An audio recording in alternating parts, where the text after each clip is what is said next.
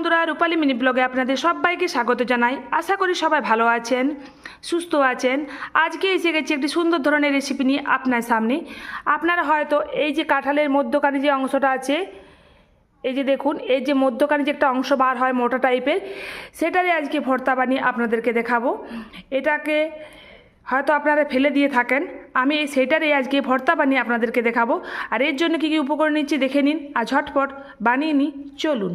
ভর্তা বানাতে আমি উপকরণ নিয়েছি কাঁঠাল পাকা যে মধ্যখানের অংশটা আছে সেই অংশটা নিয়েছি। এই যে দেখুন, এখানে নিয়েছি জল, এখানে নিয়েছি দুটো শুকনো লঙ্কা, এখানে নিয়েছি সর্ষের তেল, এখানে নিয়েছি পেঁয়াজ কুচোনো।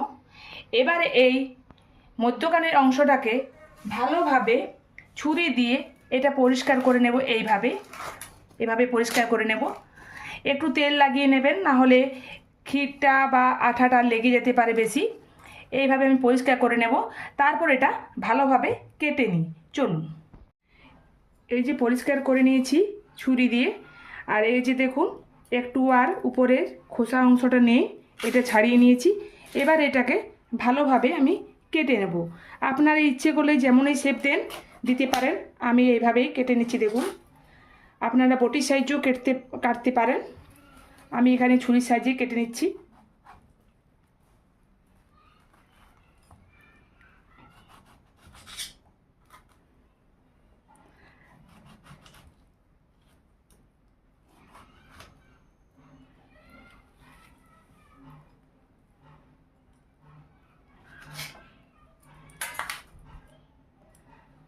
এইভাবেই বাকিটা আমি কেটে নেব। চলুন। এই যে দেখুন, ভালোভাবে আমি কেটে নিয়েছি এখানে, এবং জল দিয়ে ভিজিয়ে নিয়েছি। এবার গ্যাস অন করে নিয়েছি, কড়াই বসিয়ে দিয়েছি। কড়াইয়ের মধ্যে এগুলো আমি দিয়ে দেব।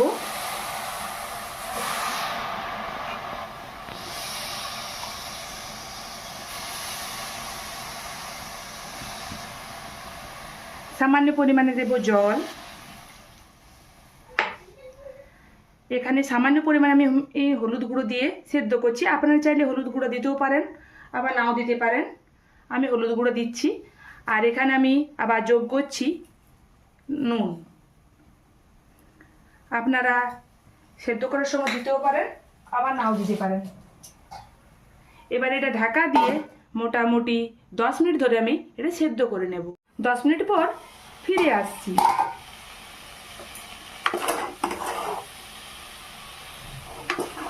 এই যে দেখুন, পুরোপুরিভাবে সেদ্ধ হয়ে গেছে। এবার কড়াই থেকে আমি এগুলো উঠিয়ে নেব, গ্যাসটা বন্ধ করে। চলুন এগুলো উঠিয়ে নিই। কড়াই বসিয়ে দিয়েছি, কড়াইয়ের মধ্যে দিয়ে দিলাম সরষের তেল, দিয়ে দেব পেঁয়াজ কুচোনো, দুটো শুকনো লঙ্কা। একটু লাল লাল করে এটা ভেজে নেব কিছুক্ষণ ধরে। এইভাবেই ধরে লাল লাল করে ভেজে নেওয়ার পর গ্যাস বন্ধ করে নিলাম। কড়াই থেকে এবার এই তেলটা এর মধ্যে দিয়ে দেব।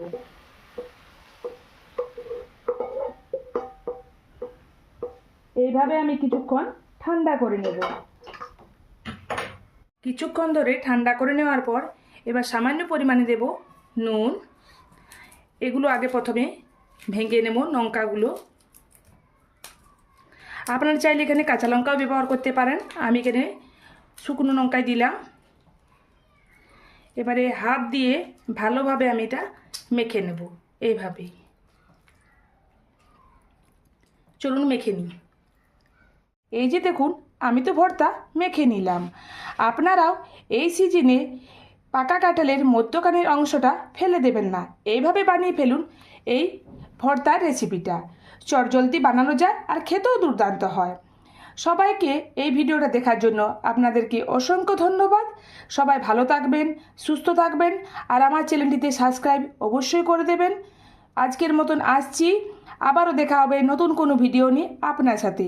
ততক্ষণের জন্য নমস্কার।